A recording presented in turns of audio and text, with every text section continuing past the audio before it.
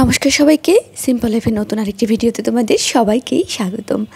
তো চলো তোমাদের সাথে ঝটপট একটা সহজ মার্বেল কেক বানানোর রেসিপি শেয়ার করছি। মার্বেল কেক কিন্তু বর্তমানে খুবই ট্রেন্ডিং। আমার মতোই যারা বিগিনার রয়েছে কেক মেকিংয়ের ক্ষেত্রে এবং যাদের ঘরে ছোট বাচ্চা রয়েছে তাদের জন্য কিন্তু ভিডিওটি উপকারী হতে চলছে। এখানে আমি সকল ইনগ্রেডিয়েন্টসগুলো একসাথে সাজিয়ে নিয়েছি। কাপ ময়দা নিয়েছি আর 2টো ডিম দিয়েই আমি এই কেকটা আজকে করব। তো ময়দার সাথে আমি সমস্ত শুকনো উপকরণগুলো নিয়েছি। এখানে আমি হাফ চিমটির মতো লবণ দিয়েছি 1 চামচের মতো বেকিং পাউডার আর হাফ চামচের মতো বেকিং সোডা। এখানে চা চামচের মাপ অনুযায়ী আমি সব কিছু নিয়েছি।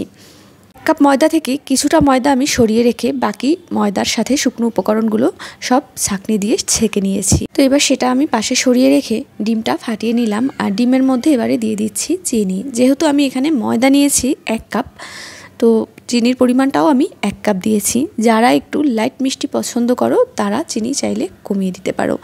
এবারে আমি ডিমটাকে ভালোভাবে বিট করে নেব চিনি সহ, যতক্ষণ না চিনিটা ভালোভাবে মেল্ট হয়ে যাচ্ছে।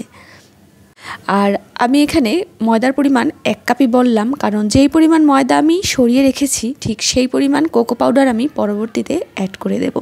তো আশা করছি তোমরা সবটাই ভিডিওতে দেখে ভালোভাবে বুঝে যাবে, আর সেই জন্য কিন্তু অবশ্যই ভিডিওটির সাথে থাকতে হবে শেষ পর্যন্ত। চিনিটা মেল্ট হওয়া পর্যন্ত বিট করার পরে এবারে কিন্তু আমি এর মধ্যে একটুখানি চকলেট এসেন্স যোগ করে দিয়েছি আর দিয়েছি 1 কাপের মতো সাদা তেল। তারপরে আবারও একটু সময় বিট করে নিয়ে আমি এখানে শুকনো উপকরণগুলো দিয়ে দিলাম।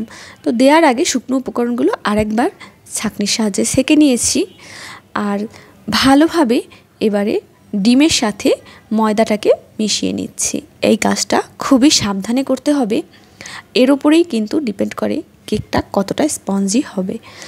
ডিমের যে ফোমটা সেটা যেন নষ্ট না হয়ে যায় সেই ব্যাপারে আমাদের সতর্ক থাকতে হবে। তো এবারে আমি ব্যাটারটাকে অর্ধেকটা আর একটা আলাদা বাটিতে ঢেলে নিচ্ছি। সব কিছু একবারে গুছিয়ে নিলে এই কেকটা বানাতে তোমাদের 40 মিনিটের মতো সময় লাগবে। তো যেই অর্ধেক ব্যাটারটা আমি নিয়ে নিলাম সেখানে এবারে আমি কোকো পাউডার মিক্স করেছি। যে কোনো ব্র্যান্ডের কোকো পাউডার তোমরা বাজার থেকে কিনে নিয়ে নিতে পারো। আমি এখানে হাইকো ব্র্যান্ডের কোকো পাউডারটা অ্যাড করেছি।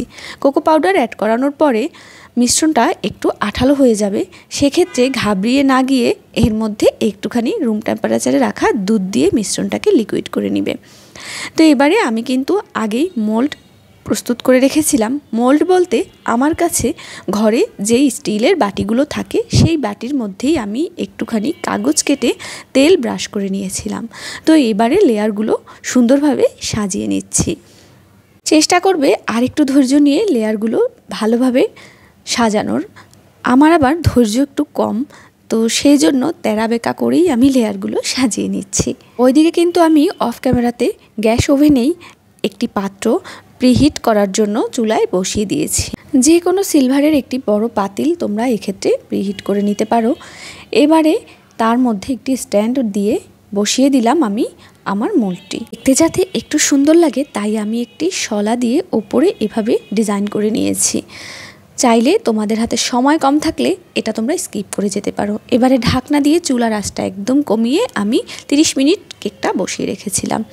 তো আমার কেকটা হয়ে গিয়েছে। ঠান্ডা হওয়ার পর তোমাদেরকে ডিমোল্ড করে দেখিয়ে দিচ্ছি।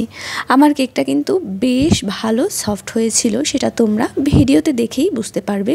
এভাবেই কিন্তু তোমরা হাতে 40 মিনিট সময় নিয়ে বাসায় ঝটপট কেক বানিয়ে বাচ্চাদেরকে স্কুল বা টিউশনের টিফিনে দিয়ে দিতে পারো। আর কেকটা চাইলে তোমরা 4 থেকে 5 দিন বাসায় সংরক্ষণ করেও খেতে পারো। তো কেমন লাগলো আমার ভিডিওটি সেটা অবশ্যই কমেন্ট করে জানিও। ভিডিওটি ভালো লাগলে লাইক, শেয়ার, সাবস্ক্রাইব করে আমার পাশে থেকো।